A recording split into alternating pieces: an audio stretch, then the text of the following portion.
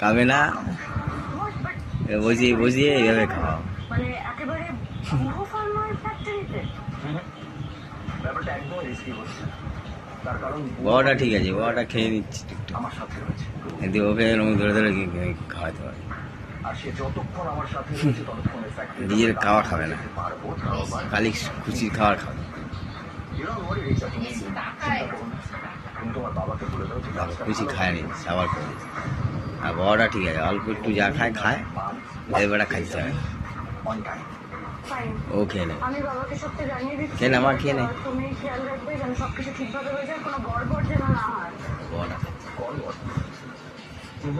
বড়টা খেয়ে নেয়। গড়বড় তো হবে না, কারণ গড়বড় করার মানুষ তো আর নেই।